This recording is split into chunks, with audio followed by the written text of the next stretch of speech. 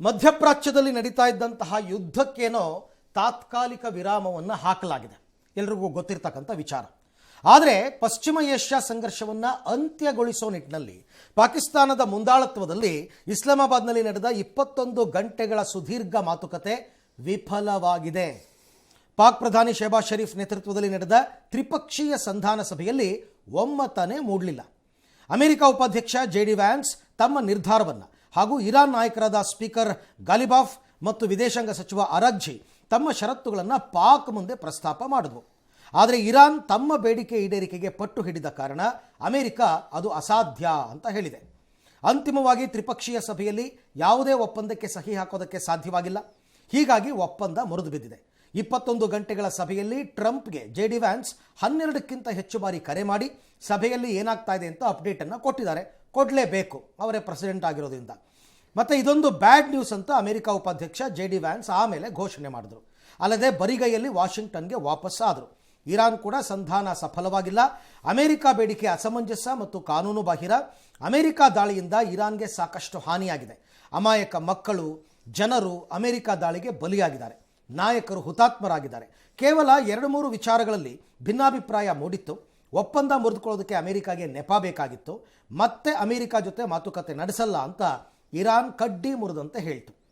ಹಾಗಾದರೆ America Iran ಇಟ್ಟಂತಹ ಷರತ್ತುಗಳು ಏನು ಅಂತ ನಾವು ನೋಡೋಣ. ಇವರು ಏನು ಹೇಳಿದ್ರು, ಈ ನೆಗೋಷಿಯೇಷನ್ ಮಾತುಗಳು ಅಂತಾರಲ್ಲ, ಅದನ್ನು ನಾವೀಗ ನೋಡ್ತಾ ಹೋಗೋಣ. ಮೊದಲನೇದಾಗಿ ಇರಾನ್ನ ಷರತ್ತುಗಳು, ಅದಕ್ಕೆ ಅಮೆರಿಕಾದ ಉತ್ತರ ಅಥವಾ ಅಮೆರಿಕ ಹಾಕಿದಂಥ ಷರತ್ತು. ಇರಾನ್ ಹೇಳ್ತಾರೆ, ಹೊರ್ಮುಜ್ ಜಲಸಂಧಿ ನಿಯಂತ್ರಣ ನಮ್ಮದು, ಯಾಕೆಂದರೆ ಅದು ನಮ್ಮ ದೇಶದ, ನಮ್ಮ ಸಮುದ್ರದ ವ್ಯಾಪ್ತಿಗೆ ಬರುತ್ತೆ. ಹಾಗಾಗಿ ಕಂಪ್ಲೀಟ್ ನಮ್ಮ ವಿಚಾರ, ಅದರ ತಂಟೆಗೆ ಬರಬೇಡಿ ಅಂತ. ಆದರೆ ಅಮೆರಿಕ ಹೇಳಿದ್ದು, ಹೊರ್ಮುಜ್ ಜಲಸಂಧಿಯಲ್ಲಿ ಶುಲ್ಕವನ್ನು ವಿಧಿಸಬಾರದು. ಆಯ್ತಪ್ಪ, ನಿಮ್ಮದೇ ನಿಯಂತ್ರಣ, ಆದರೆ ಯಾವುದೇ ಕಾರಣಕ್ಕೂ ಶುಲ್ಕ ವಿಧಿಸೋ ಹಾಗಿಲ್ಲ ಅಂತ ಅಮೆರಿಕದವರು ಹೇಳಿದ್ರು. ಎರಡನೇದು, ಯುದ್ಧಕ್ಕೆ ನಷ್ಟದ ಪರಿಹಾರ ಕೊಡಬೇಕು ನೀವು, ಯಾಕೆಂದರೆ ನೀವೇ ಯುದ್ಧಕ್ಕೆ ಬಂದಿರೋದು, ಹಾಗಾಗಿ ಪರಿಹಾರ ಕೊಡಬೇಕು ಅಂತ. ಆ ವಿಚಾರದ ಬಗ್ಗೆ ಏನೂ ಮಾತಾಡಿಲ್ಲ ಅಮೆರಿಕ. ಇರಾನ್ ಅಣು ಶಸ್ತ್ರಾಸ್ತ್ರ ಅಭಿವೃದ್ಧಿ ಪಡಿಸಬಾರ್ದು ಅಂತ ಇವರೊಂದು ಅಬ್ಜೆಕ್ಷನ್ ಇಡ್ತಾರೆ. ಇವ್ರದ್ದೊಂದು ಪ್ರಮುಖವಾದಂತಹ ಬೇಡಿಕೆ ಅಲ್ವಾ ಅದು. ಇನ್ನು ಮೂರನೇ ವಿಚಾರ, ಆರ್ಥಿಕ ನಿರ್ಬಂಧ ತೆರವು ಮಾಡಬೇಕು ಅಂತ ಇರಾನ್ ಕೇಳ್ಕೊಂತು. ಅಂದರೆ ಇವ್ರದ್ದು ಬೇರೆ ಬೇರೆ ದೇಶ, ಕತಾರ್ ಸೇರಿದಂತೆ ಬೇರೆ ಬೇರೆ ದೇಶಗಳಲ್ಲಿ ಇವರ ಪ್ರಾಪರ್ಟಿ ಎಲ್ಲ ಅಮೆರಿಕದವರು ಮುಟ್ಟುಗೋಲು ಹಾಕ್ಕೊಂಡಿದ್ದಾರೆ. ಅದನ್ನು ತೆರವು ಮಾಡಬೇಕು ಅಂದರೆ ಅದ್ರ ಬಗ್ಗೆ ಏನು ಉತ್ತರ ಇಲ್ಲ. ನೀವು ನ್ಯೂಕ್ಲಿಯರ್ ಬಾಂಬ್ ತಯಾರಿಸಬಾರ್ದು, ಅಣು ಶಸ್ತ್ರಾಸ್ತ್ರ ಅಭಿವೃದ್ಧಿನೂ ಪಡಿಸಬಾರ್ದು, ನ್ಯೂಕ್ಲಿಯರ್ ಬಾಂಬ್ ತಯಾರು ಮಾಡಬಾರ್ದು ಅಂತ ಅಮೆರಿಕ. ಇನ್ನು ವಿದೇಶದಲ್ಲಿ ಫ್ರೀಸ್ ಆಗಿರ್ತಕ್ಕಂಥ ನಮ್ಮ ಆಸ್ತಿ, ಹಣ ಎಲ್ಲ ಬಿಡಬೇಕು, ನೀವು ರಿಲೀಸ್ ಮಾಡಬೇಕು ಅಂದರೆ ಅದಕ್ಕೂ ಕೂಡ ಇರಾನ್ ಯಾವುದೇ ಷರತ್ತು ಹಾಕಬಾರ್ದು. ಅಂದರೆ ಅರ್ಥ ಆಯ್ತಲ್ಲ, ಇದು ಯಾವುದು ನಾವು ಒಪ್ಪಲ್ಲ ಅಂತ ಅಲ್ಲಿಗೆ ಅರ್ಥ. ಇನ್ನು ಇರಾನ್ ಮೇಲೆ ದಾಳಿ ಮಾಡಬಾರ್ದು ಅಂತಂದರೆ ಅವರು ಅದ್ರ ಬಗ್ಗೆನೂ ಏನೂ ಮಾತಾಡಿಲ್ಲ. ಲೆಬನಾನ್ ಮೇಲೆ ದಾಳಿ ನಿಲ್ಲಿಸಬೇಕು ಅಂತ ಹೇಳಿದ್ದಾರೆ ಇರಾನ್. ಅವರ ಪ್ರಮುಖ ಬೇಡಿಕೆ ಆಗಿದ್ದು ಕೂಡ ಇದೇನೆ. ಇದಕ್ಕೆ ಇಸ್ರೇಲ್ ಕೂಡ ಒಪ್ಪಿಲ್ಲ, ಇವತ್ತು ದಾಳಿಯನ್ನು ಮಾಡಿದೆ. ಒಟ್ಟಾರೆ ಅರ್ಥ ಮಾಡ್ಕೊಳ್ಳಿ, ಅವರು ಕೇಳಿದ ಪ್ರಶ್ನೆಗೆ ಇವರ ಉತ್ತರ ಅನ್ನೋ ರೀತಿ ಇಲ್ಲವೇ ಇಲ್ಲ. ಅವ್ರು ಕೇಳಿದಕ್ಕೆ ಇವ್ರ ಉತ್ತರ ಏನು ಅಂತ ಇರಬೇಕಲ್ವಾ, ಅದಿಲ್ಲ. ನೀನೊಂದು ಹೇಳು, ನಾನೊಂದು ಹೇಳ್ತೀನಿ, ಮತ್ತು ನಿಮಗೆ ಒಪ್ಪಂದ ಎಲ್ಲಾಗುತ್ತೆ? ಎಲ್ಲಾಗಕ್ಕೆ ಸಾಧ್ಯನೇ ಇಲ್ಲ. ಸೊ ಇಲ್ಲೇನಾಗಿದೆ ಅಂತಂದರೆ, ಈ ಇರಾನ್ ಆಗಲಿ ಅಥವಾ ಅಮೇರಿಕ ಆಗಲಿ ನನ್ನ ಪ್ರಕಾರ ಒಲ್ಲದ ಮನಸ್ಸಿನಿಂದನೇ ಬಂದಿದ್ರು. ಅದು ಕೇವಲ ಅಮೆರಿಕ ಮೇಲೆ ಇವ್ರು ಗೂಬೆ ಕೂರಿಸ್ತಾ ಇದ್ದಾರೆ, ಆದರೆ ಇರಾನ್ಗೂ ಇಷ್ಟ ಇರಲಿಲ್ಲ. ಹೌದು, ಅವ್ರದ್ದು ಇರಲಿಲ್ಲ, ಇವ್ರದ್ದು ಇರಲಿಲ್ಲ. ಅಂದರೆ ಈ ಅಮೇರಿಕಾಗೆ ಈ ವಿಚಾರಗಳಲ್ಲಿ ಸ್ವಾರ್ಥ ಇದೆ ಇವ್ರು ಹಾಕಿರೋ ಕಂಡೀಷನ್ಗಳಲ್ಲಿ. ಈಗ ನಾನು ಅವತ್ತೇ ಹೇಳಿದೆ ಒಂದು ಮಾತು, ಹೊರ್ಮುಜ್ನಿಂದ ಅಮೇರಿಕಾಗೆ ಆಗುವ ದೊಡ್ಡ ಲಾಭ ಏನೂ ಇಲ್ಲವೇ ಇಲ್ಲ. ಹೊರ್ಮುಜ್ನಿಂದ ನಮಗೆ ಈ ಕಡೆ ಏಷ್ಯಾ ಖಂಡದ ರಾಷ್ಟ್ರಗಳಿಗೆ ಬರ್ತಾ ಇದ್ದಿದ್ದು ಹಡಗುಗಳೆಲ್ಲ ದೊಡ್ಡ ಮಟ್ಟದಲ್ಲಿ. ಇಲ್ಲೇನಾಗಿತ್ತು, ಇರಾನ್ ಕಡಗಬೇಕು, ಇರಾನ್ಗೆ ದೊಡ್ಡ ಮಟ್ಟದ ಆರ್ಥಿಕ ಲಾಭ ಆಗಬಾರ್ದು ಅಂತಕ್ಕಂಥ ಲೆಕ್ಕಾಚಾರ ಅವ್ರದ್ದು ಅಷ್ಟೇ. ಅದಕ್ಕೋಸ್ಕರ ನೀವು ಶುಲ್ಕ ವಿಧಿಸಬಾರ್ದು. ಶುಲ್ಕ ವಿಧಿಸೋದ್ರಿಂದ ಅವ್ರಿಗೆ ಆಗ್ತಕ್ಕಂಥ ಲಾಭ ಏನು, ಅಮೆರಿಕದವ್ರಿಗೆ ಏನೂ ಇಲ್ಲ. ಅವ್ರು ಹೇಳೋದು ನನ್ನ ಮಿತ್ರ ರಾಷ್ಟ್ರಗಳಿಗೆ ಅನಾನುಕೂಲ ಆಗ್ಬಿಡುತ್ತೆ, ಕೊಲ್ಲಿ ರಾಷ್ಟ್ರಗಳಿಗೆಲ್ಲ ಫ್ರೀ ಆಗಿ ಓಡಾಡ್ಕೊಂಡಿದ್ದವ್ರಿಗೆ ಈಗ ತೊಂದರೆ ಆಗುತ್ತೆ ಅಂತ. ಬಟ್ ಅಲ್ಲಿ ಇನ್ನೂ ಒಂದು ವಿಚಾರ ಇದೆ. ಇದು ಶುಲ್ಕವನ್ನು ವಿಧಿಸುವುದು ಕೇವಲ ಇರಾನ್ನ ನಿರ್ಧಾರ ಮಾತ್ರ ಆಗಲ್ಲ, ಒಮನ್ ಕೂಡ ಇದೆ ಅಲ್ಲಿ. ಒಮನ್ ಮತ್ತು ಇರಾನ್ ಹಲವಾರು ದೇಶಗಳ ಜೊತೆ ಅಂತಾರಾಷ್ಟ್ರೀಯ ದ್ವಿಪಕ್ಷೀಯ ಒಪ್ಪಂದಗಳನ್ನ ಆಲ್ರೆಡಿ ಮಾಡ್ಕೊಂಡಿವೆ. 80s 90s ಮಾಡ್ಕೊಂಡಿದೆ. ನಿಮ್ಮ ದೇಶದ ಹಡಗುಗಳಿಗೆ ನಮ್ಮ ಹೊರ್ಮುಜ್ ಜಲಸಂಧಿಯಲ್ಲಿ ಮುಕ್ತವಾಗಿ ಓಡಾಡೋದಕ್ಕೆ ಬಿಡ್ತೀವಿ, ಫ್ರೀಯಾಗಿ ಓಡಾಡಕ್ಕೆ ಬಿಡ್ತೀವಿ ಅಂತ. ನಾಳೆ ದಿನ ಬೇರೆ ದೇಶದವ್ರು ಸುಮ್ಮನೆ ಕೂತ್ಕೊಳ್ಳಲ್ಲ, ಅದನ್ನು ತೆಕ್ಕೊಂಡು ಕೂತ್ಕೋತಾರೆ. ನೀವು ಆಗಲೇ ಒಪ್ಪಂದ ಮಾಡ್ಕೊಂಡಿದ್ದೀರಲ್ಲ, ಈಗ ಶುಲ್ಕ ಹೆಂಗೆ ವಿಧಿಸ್ತೀರಾ ಅಂತಂದ್ಬಿಟ್ಟು ಇದು. ಆಮೇಲೆ ನಿಮಗೆ ಪ್ರಮುಖವಾಗಿ ಯುದ್ಧದ ನಷ್ಟ ಕೊಡಿ ಅಂತ ಕೇಳ್ತಾರೆ ಇರಾನ್ ಅವರು. ಆ ಯುದ್ಧದ ನಷ್ಟನ ಈ ರೂಪದಲ್ಲಿ ತಗೋತೀವಿ ಅಂತ ಅದು ಇದನ್ನು ಕೇಳಿದ್ದಾರೆ. ನೀವು ನಷ್ಟಕ್ಕೆ ಪರಿಹಾರನೂ ಕೊಡಿ ಅಂತ ಕೇಳಿದ್ದಾರೆ. ಯುದ್ಧ ಶುರು ಮಾಡಿದವ್ರು ನೀವು ಪರಿಹಾರ ಕೊಡಿ ಅಂತಲೂ ಕೇಳಿದ್ದಾರೆ. ಯಾವ ದೇಶ ಕೊಡುತ್ತೆ? ಯಾವ ದೇಶ ಕೊಡುತ್ತೆ? ಈಗ ಅವ್ರಿಗೂ ಲಾಸ್ ಆಗಿದೆ, ಬೇಕಾದಷ್ಟು ಲಾಸ್ ಆಗಿದೆ ಅವ್ರಿಗೆ. ಅದನ್ನ ಯಾರು ತುಂಬಿಕೊಡೋದು ಅಂತ. ಆಮೇಲೆ ಇದೊಂದು ಯುದ್ಧದಿಂದ ಇದಕ್ಕೆ ಸಂಬಂಧಿಸಿದ್ದು ಅಲ್ಲದೆ ಇರೋದು ಎಲ್ಲವನ್ನೂ ಕೂಡ ವಸೂಲಿ ಮಾಡಕ್ಕೆ ಇರಾನ್ ನೋಡ್ತಿದೆ. ಕೆಲವು ಒಪ್ಪಂದಗಳಲ್ಲಿ ಹಂಗೇನೆ, ಕೆಲವು ಸಂಬಂಧ ಪಡದೇ ಇರೋದನ್ನೆಲ್ಲ ತಂದ್ಬಿಡ್ತಾರೆ. ಒಂಚೂರು ಇವ್ರು ಬಗ್ತಾರೆ ಅಂತ ಗೊತ್ತಾಗ್ಬಿಟ್ರೆ ಎಲ್ಲನೂ ಹಾಕ್ಬಿಡೋಣ ಅಂತಂದ್ಬಿಟ್ಟು ಆ ಥರದ್ದು ಆಗತ್ತೆ. ಹಾಗಾಗಿ ಬಟ್ ಇದು ಒಂದೇನಂದ್ರೆ, ಮಾತುಕತೆ ಮುರಿದು ಬಿದ್ದಿರ್ತಕ್ಕಂಥದ್ದು ಅವರವರ ಪ್ರತಿಷ್ಠೆಗೆ ಓಕೆ ಅಂತ ಅನ್ನಿಸ್ಬೋದು, ಬಟ್ ಜಗತ್ತಿನ ದೃಷ್ಟಿಯಲ್ಲಿ ವೆರಿ ಡೇಂಜರಸ್. ಈಗ ಸೀಸ್ ಫೈರ್ ಮುಂಚೆ ಟ್ರಂಪ್ ಏನೆಲ್ಲ ಹೇಳ್ತಾ ಇದ್ರಲ್ಲ, ಆ ಪರಿಸ್ಥಿತಿಗೆ ಬರುತ್ತಾ? ಹಾಗಾದ್ರೆ ಹೇಳಕ್ಕಾಗಲ್ಲ, ಏನ್ ಬೇಕಾದ್ರೂ ಆಗ್ಬೋದು. ಕೆಲವೊಂದು ಡೆವಲಪ್ಮೆಂಟ್ಸ್ ನೋಡ್ತಾ ಇದ್ರೆ ಮುಂದೆ ಬರುತ್ತೆ ಹೇಳಿ. ಅಥವಾ ಚೀನಾ ಮೇಲೆ ಒತ್ತಡ ಹಾಕ್ತಾ ಇರೋ ಕಾಣಿಸ್ತಾ ಇದೆ ಅಮೆರಿಕ. ಚೀನಾದವರು ಈಗಾಗಲೇ ವೆಪನ್ ಸಪ್ಲೈ ಮಾಡ್ತೀವಿ ಅಂತ ಇರೋದು, ಪುಟಿನ್ ಮಾತಾಡಿರೋದು ಬರುತ್ತೆ, ನೆಕ್ಸ್ಟ್ ಪುಟಿನ್ ಮಾತಾಡಿರೋದು, ಇವೆಲ್ಲವನ್ನ ನೋಡ್ತಾ ಇದ್ರೆ ಮುಂದೆ ಯಾವ ದೇಶಗಳು ಯಾರ್ಯಾರಿಗೆ ಬೆಂಬಲ ಕೊಡ್ತಾರೋ. ನಿಮಗೆ ವರ್ಲ್ಡ್ ವಾರೇ ಆಗ್ಬಿಡುತ್ತಾ ಅನ್ನೋದಕ್ಕೆ ಉತ್ತರ ಇಲ್ಲ ನಮ್ಮ ಹತ್ರ. ವರ್ಲ್ಡ್ ವಾರ್ ಅಂದರೆ ಯಾವೆರಡು ರಾಷ್ಟ್ರಗಳು ಯುದ್ಧ ಮಾಡ್ತೀವಿಯೋ ಇಡೀ ಜಗತ್ತು ಆ ಎರಡು ರಾಷ್ಟ್ರಗಳಿಗೆ ಡಿವೈಡ್ ಆಗಬೇಕು. ಕೆಲವರು ಅವ್ರಿಗೆ ಸಪೋರ್ಟ್ ಮಾಡ್ತೀವಿ ಅನ್ನೋದು, ಕೆಲವರು ಇವ್ರಿಗೆ ಸಪೋರ್ಟ್ ಮಾಡ್ತೀವಿ ಅನ್ನೋದು, ಹಂಗಾಗಬೇಕು. ಹಂಗಾಗ್ಬಿಟ್ರೆ ಅದು ಮಹಾಯುದ್ಧನೋ ಅಥವಾ ವರ್ಲ್ಡ್ ವಾರೋ ಆ ಥರ ಆಗ್ತಕ್ಕಂಥದ್ದು. ಬಟ್ ಅಲ್ಲಿ ತನಕ ಹೋಗಬಾರ್ದು ಅಂತಂದರೆ ಈಗ ಇರಾನ್ ಅವರು ಹೇಳೇ ಬಿಟ್ಟಿದ್ದಾರೆ, ನಾವು ಇನ್ನು ಮುಂದಕ್ಕೆ ಮಾತುಕತೆನೇ ಆಡಲ್ಲ, ಮುಗಿದೋಯ್ತು, ನೀವೇನು ಮಾಡ್ತೀರೋ ಮಾಡ್ಕೊಳ್ಳಿ ಅಂತ. ಗೊತ್ತಿಲ್ಲ ಏನಾಗುತ್ತೆ ಅಂತ ಅಂದ್ಬಿಟ್ಟು. Imagine, innovate, integrate. GSSS Institute of Engineering and Technology for Women, Mysuru. Serving the nation with empowered women. ಇಸ್ಲಾಮಾಬಾದ್ನಲ್ಲಿ ನಡೆದ ಸುದೀರ್ಘ 21 ಗಂಟೆಗಳ ಹೈ ವೋಲ್ಟೇಜ್ ರಾಜತಾಂತ್ರಿಕ ಸಂಘರ್ಷ ಅಂತಿಮವಾಗಿ ಯಾವುದೇ ಫಲಿತಾಂಶವಿಲ್ಲದೆ ಅಂತ್ಯವಾಗಿದೆ. ಇರಾನ್ ಅಮೆರಿಕ ನಡುವೆ ಒಮ್ಮತ ಮೂಡಿದ ಪರಿಣಾಮ ಸಂಧಾನಕಾರ ಪಾಕ್ ತಾನು ಎಷ್ಟೇ ಪ್ರಯತ್ನ ಪಟ್ಟರೂ ಇಬ್ಬರೂ ಒಂದು ನಿರ್ಧಾರಕ್ಕೆ ಬರಲಿಲ್ಲ ಅಂತ ಪಾಕಿಸ್ತಾನದ ವಿದೇಶಾಂಗ ಸಚಿವ ಇಶಾಕ್ ದಾರ್ ಹೇಳಿದ್ದಾರೆ. ಈ ಮೂಲಕ ತಮ್ಮ ಅಸಹಾಯಕತೆಯನ್ನು ಹೊರಹಾಕಿದ್ರು. ಸಂಧಾನ ವಿಫಲವಾಗಿರುವ ಕಾರಣ ಪಾಕ್ಗೆ ಮುಖಭಂಗವಾಗಿದೆ. ಅಲ್ಲದೆ ಅಮೆರಿಕ ಮತ್ತು ಇರಾನ್ ನಡುವಿನ ಶಾಂತಿ ಮಾತುಕತೆಗೆ ಪಾಕಿಸ್ತಾನ ವೇದಿಕೆ ಕಲ್ಪಿಸಿತ್ತು. ಆದರೆ ಶಾಂತಿ ಒಪ್ಪಂದ ಮುರಿದು ಬಂದದ್ದು.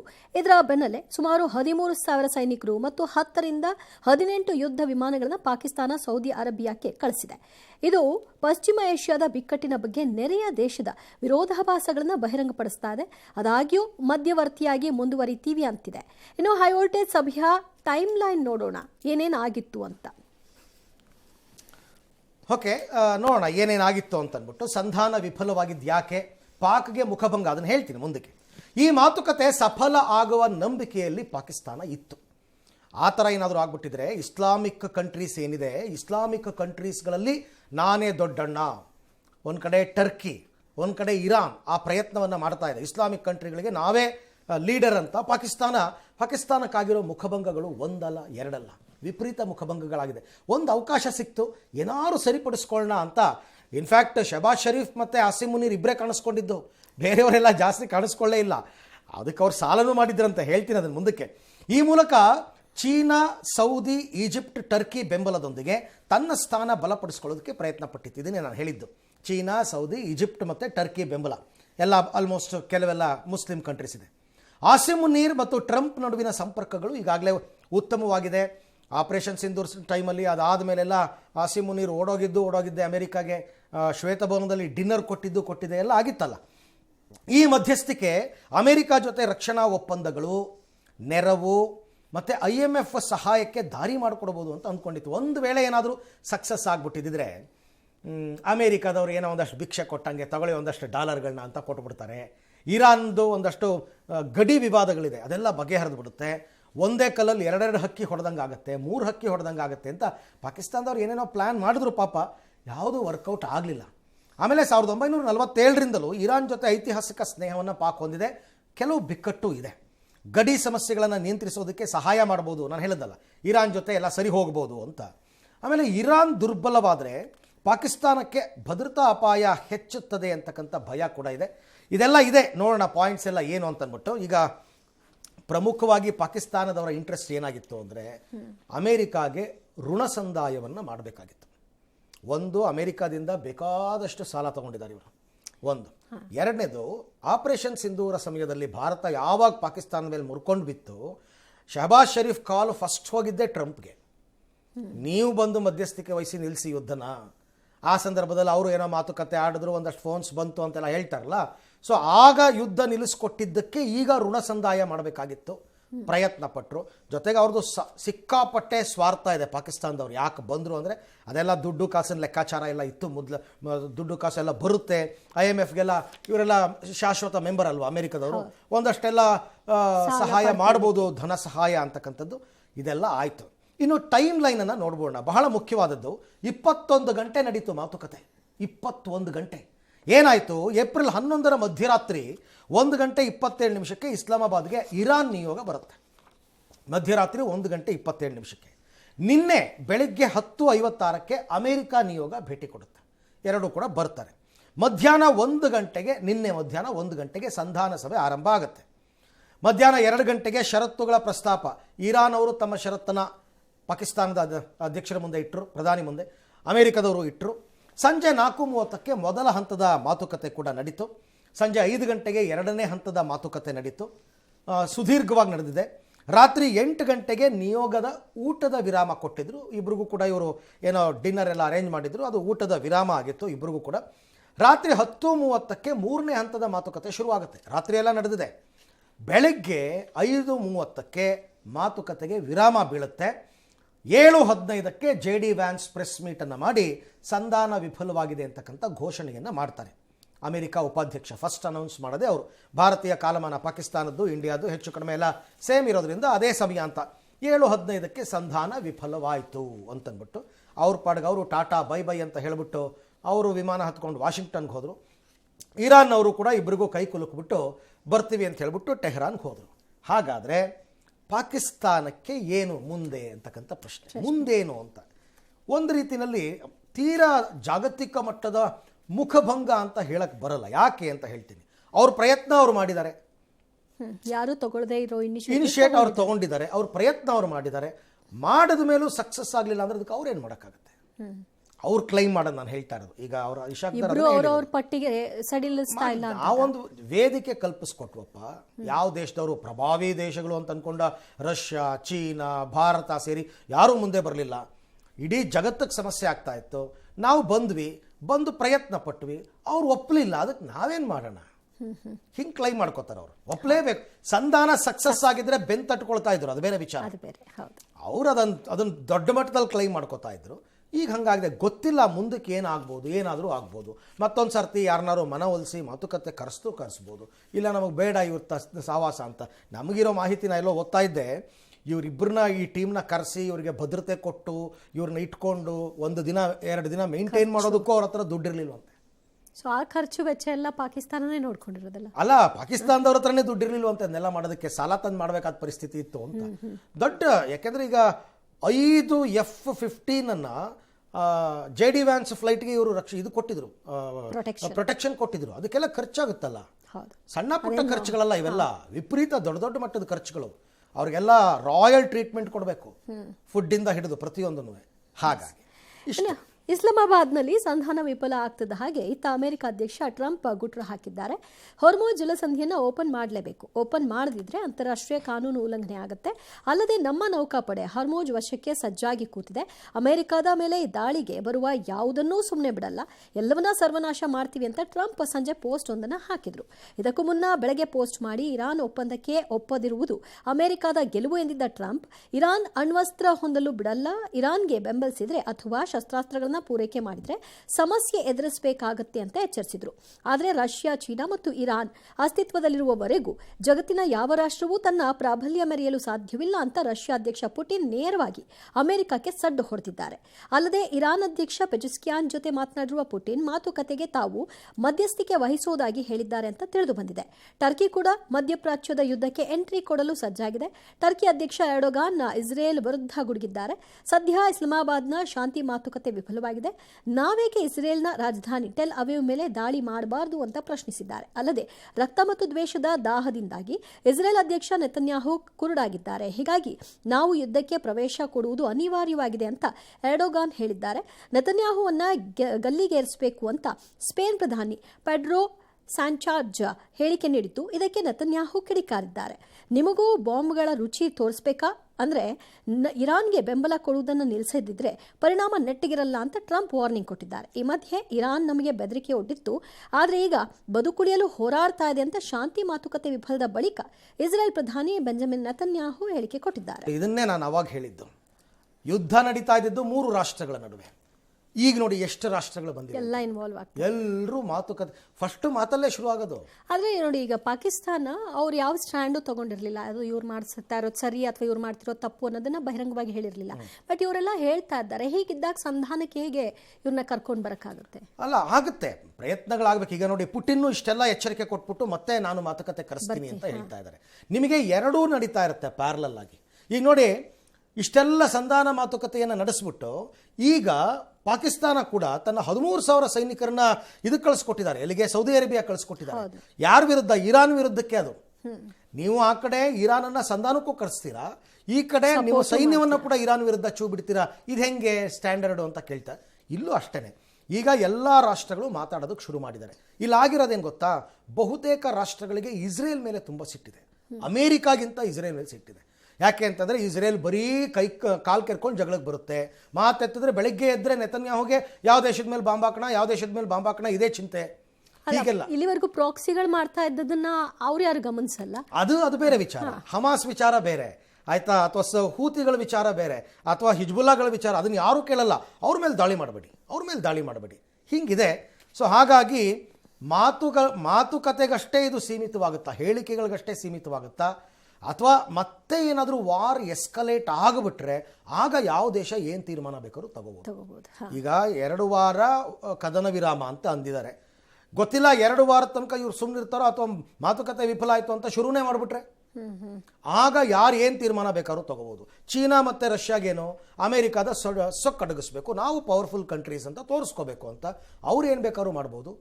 ಹೇಳಿಕೆಗಳನ್ನ ಗಮನಿಸ್ತಾ ಇದ್ರೆ ಇದರ ಆರಂಭ ಮತ್ತೆ ಅಮೆರಿಕಾನೇ ಮಾಡೋ ಹಾಗೆ ಕಾಣಿಸ್ತಾ ಇದೆ. ಈಗ ಟರ್ಕಿ ಅಧ್ಯಕ್ಷ ಮಾತಾಡೋದನ್ನ ನೋಡ್ತಾ ಇದ್ದೀರಾ.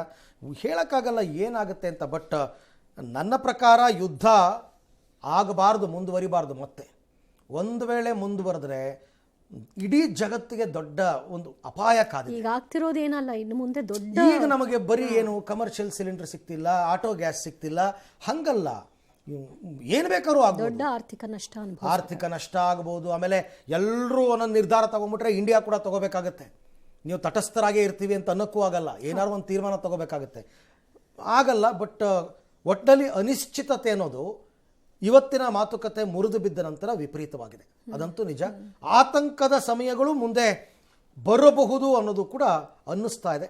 ಏನಾಗುತ್ತೆ ನೋಡೋಣ. ಇನ್ನು ಇರಾನ್ ಮತ್ತು ಅಮೆರಿಕದ ನಡುವಿನ ಮಾತುಕತೆಯಲ್ಲಿ ಪ್ರಮುಖ ವಿಚಾರವಾಗಿದ್ದೆ ಹಾರ್ಮುಜ್ ಜಲಸಂಧಿ. ಈ ಹಾರ್ಮುಜ್ ಜಲಸಂಧಿ ಮೇಲಿನ ಹಿಡಿತ ಸಡಿಲಿಸೋದಕ್ಕೆ ಇರಾನ್ ಒಪ್ತಾ ಇಲ್ಲ.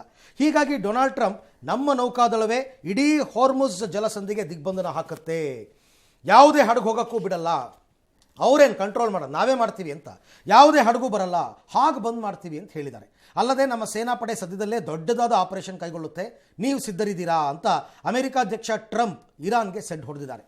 ಅಲ್ಲದೆ ಹಾರ್ಮುಜ್ ಜಲಸಂಧಿಯಲ್ಲಿ ವಿಧ್ವಂಸಕ ಯುದ್ಧ ನೌಕೆ ನಿಯೋಜಿಸೋದಕ್ಕೆ ಸಿದ್ಧವಾಗಿದೆ. ಇನ್ನು ಬೆನ್ ಗುರಿಯನ್ ಏರ್ಪೋರ್ಟ್ನಲ್ಲಿ ಅಮೆರಿಕದ 100 ಯುದ್ಧ ವಿಮಾನಗಳು ನಿಯೋಜನೆಗೊಂಡಿವೆ. ಅದರಲ್ಲೂ ಆಗಸದಲ್ಲಿ ಇಂಧನ ತುಂಬಿಸುವ KC-135, KC-46 ಟ್ಯಾಂಕರ್ಗಳು ನಿಯೋಜನೆಗೊಂಡಿದೆ. ಯುದ್ಧ ಮತ್ತೊಂದು ಭೀಕರತೆಗೆ ಸಾಗುವ ಸೂಚನೆಯನ್ನು ನೀಡುತ್ತಾ ಇದೆ. ಇನ್ನು ಇಸ್ಲಾಮಾಬಾದ್ನಿಂದ ಅಮೆರಿಕ ನಿಯೋಗ ತೆರಳುತ್ತಾ ಇದ್ದಂತೆ ಹಾರ್ಮುಜ್ ಜಲಸಂಧಿಯಲ್ಲಿ ಅಮೆರಿಕದ ಯುದ್ಧ ನೌಕೆಗಳು ಓಡಾಡೋದಕ್ಕೆ ಶುರು ಮಾಡಿವೆ. ಹಾರ್ಮುಜ್ನಲ್ಲಿ ಅಮೆರಿಕ ಹಡಗು ನೋಡಿದ IRGC ತನ್ನ ಯುದ್ಧ ನೌಕೆಯನ್ನು ಸಮುದ್ರದಲ್ಲಿ ಇಳಿಸಿ US ಹಡಗಿಗೆ ಮುಖಾಮುಖಿಯಾಗಿ ನಿಂತು ಇನ್ನೂ ಮುಂದೆ ಬಂದರೆ ಮಿಸೈಲ್ ದಾಳಿ ಮಾಡ್ತೀನಿ ಅಂತ ಎಚ್ಚರಿಸಿದೆ. ಲಾಸ್ಟ್ ವಾರ್ನಿಂಗ್ ಇದು ಅಂತ IRGC ಪಡೆ ಗರ್ಜಿಸಿದೆ. ಜೊತೆಗೆ ಹಾರ್ಮುಜ್ ಮೇಲೆ ಇರಾನ್ ಹಿಡಿತವೇ ಇರಲಿದೆ ಅಂತ ಗುಡುಗಿದೆ. ಈ ಮಧ್ಯೆ ಹಾರ್ಮುಜ್ನಲ್ಲಿ ಜಲಮೈನ್ ತೆರವಿಗೆ ಮುಂದಾದ ಅಮೆರಿಕ ನೌಕೆ ಮುಂದಾಗಿದೆಯಂತೆ. ಆದರೆ ಜಲಸಂಧಿಗೆ ಬಂದರೆ ತೀಕ್ಷ್ಣ ಪ್ರತಿಕ್ರಿಯೆ ಕೊಡ್ತೀವಿ ಅಂತ ಇರಾನ್ ಎಚ್ಚರಿಕೆಯನ್ನು ಕೊಟ್ಟಿದೆ. ಅದಕ್ಕೆ ಹೇಳಿದ್ದು ಇದು ಎಲ್ಲಿಗೆ ಹೋಗಿ ನಿಲ್ಲುತ್ತೆ ಏನು ಎತ್ತ ಅಂತ ಗೊತ್ತಿಲ್ಲ, ಏನು ಬೇಕಾದರೂ ಆಗಬಹುದು. ಅಮೆರಿಕ ಇರಾನ್ ಮಾತುಕತೆ ವಿಫಲವಾದ ಕೆಲವೇ ಗಂಟೆಗಳ ನಂತರ ಹೆಜ್ಬುಲ್ಲಾ ಭದ್ರಕೋಟೆಯನ್ನ ಗುರಿಯಾಗಿಸಿಕೊಂಡು ಇಸ್ರೇಲ್ ನಡೆಸಿದ ದಾಳಿಯಲ್ಲಿ 11 ಮಂದಿ ಸಾವನ್ನಪ್ಪಿದ್ದಾರೆ. ದಕ್ಷಿಣ ಲೆಬನಾನ್ನ ಟೈರ್ ಬಳಿಯ ಮಾರೋಬ್ ಮೇಲೆ ಇಸ್ರೇಲಿ ದಾಳಿ ನಡೆದಿದೆ. ದಕ್ಷಿಣ ಪಟ್ಟಣವಾದ ಬೆಂಟ್ ಬೆಜಾಯ್ಲ್ನಲ್ಲಿ ಇಸ್ರೇಲಿ ಮಿಲಿಟರಿ ಮತ್ತು ಹೆಜ್ಬುಲ್ಲಾ ನಡುವೆ ತೀವ್ರ ಸಂಘರ್ಷ ಏರ್ಪಟ್ಟಿದೆ. ಇನ್ನು ಇಸ್ರೇಲಿ ಪಡೆಗಳು ಹೆಜ್ಬುಲ್ಲಾ ಕಾರ್ಯಕರ್ತರು ಮತ್ತು ಮೂಲಸೌಕರ್ಯಗಳನ್ನು ತೆರವುಗೊಳಿಸುವ ಕಾರ್ಯಾಚರಣೆಯ ಭಾಗವಾಗಿ ಪಟ್ಟಣವನ್ನು ಸುತ್ತುವರೆದಿದೆ. ಇಸ್ರೇಲಿ ಪಡೆಗಳು ಬೆಂಟ್ ಜಬಾಯ್ಲ್ನಲ್ಲಿ ಉಳಿದ ನೆರೆ ಹೊರೆಗಳಿಗೆ ನುಸುಳಲು ಮತ್ತು ನಿಯಂತ್ರಣ ಸಾಧಿಸಲು ಇನ್ನೂ ಕೂಡ ಪ್ರಯತ್ನಿಸ್ತಾ ಇವೆ ಎನ್ನಲಾಗಿತ್ತು. ಈ ಮಧ್ಯೆ ಬೆಂಗಳೂರಿನಲ್ಲಿ ಆಟೋ LPG ಸಮಸ್ಯೆ ಸಹಜವಾಗಿ ಮುಂದುವರ್ಕೊಂಡು ಹೋಗ್ತಾ ಇದೆ.